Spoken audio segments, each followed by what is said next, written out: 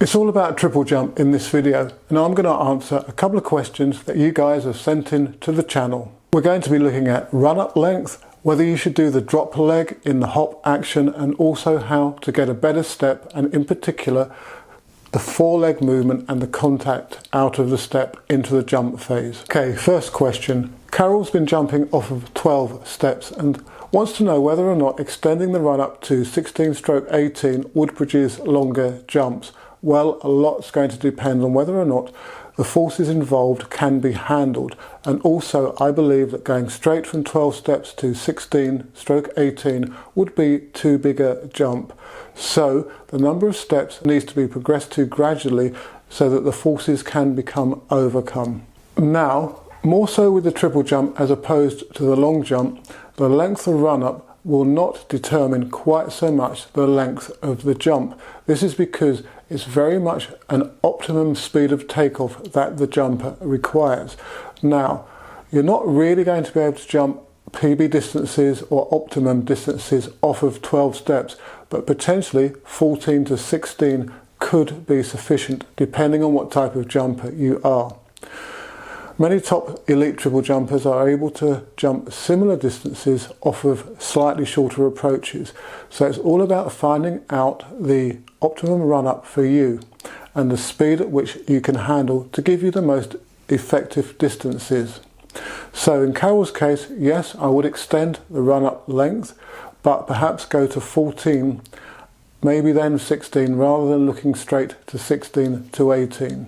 Okay, the second question comes from Joshua, and he talks about the drop leg action in the hop. That's where the free leg is dropped down long as the hop is completed, or during the hop's completion, I should say.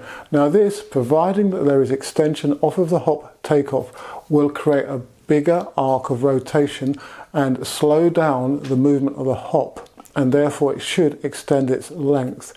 Most male jumpers use that technique, lesser female jumpers who tend to hook the leg back. Now this can create a pivot in the torso and tip the jumper forwards coming out of the hop into the step.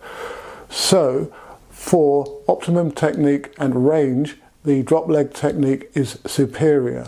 That's not to say that the pulling back, the more angled pull back, can't work. It can. However, for females, it could be worth experimenting with the drop leg. And again, it's all about practice. It's working in training in order to develop the movement optimally so that you can do it in competition. Key to the hop is what happens at the point of takeoff and the pulling up of the hopping leg quickly behind the hip to get the foot to then transfer to the front for the leg to rotate out to the front of the hip.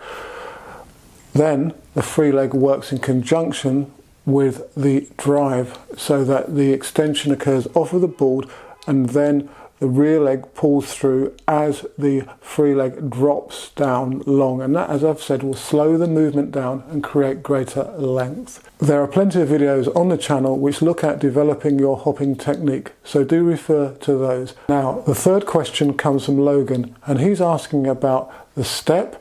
And in particular, he can't hold what I call a lunge position in the step, rather he pushes his leg out too straight. So to develop that technical ability, it's the transference from the hop that's crucial. The foot of the hopping leg needs to extend into the contact with the heel presented upwards to the contact to enable enough room for the free leg to swing in, and then that free leg needs to be swung in powerfully and up and held with the foreleg parallel to the ground. The arms can help with a double arm action which lifts up the center of mass and enables the hip to get into a better position. It's then about working from the knee to push the foot away into the jump contact. I would recommend performing a number of bounds where you work specifically on the technique of the step, holding and then pushing. Skipping drills will also help this. They will teach you the ability to hold the hip in place and then work away from the knee to extend into the contacts.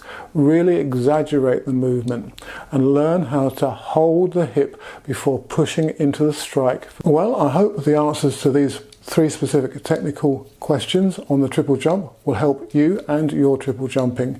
If you have any specific questions on these areas or indeed any other subject matters, then do leave a comment in the section below or through my other social media. Please do subscribe to the channel and turn on the bell notification icon so that you'll be made aware of new content when it's uploaded. And do give this video a thumbs up, a like, and feel free to share it amongst your fellow athletes and coaches, as it will all help the channel's growth.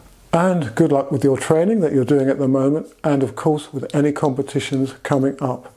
Now, on that subject, hopefully I'm going to be in Slovakia to watch the JBL Jumps Fest, and 2 of my jumpers, Lee and Paul, are competing in the open event.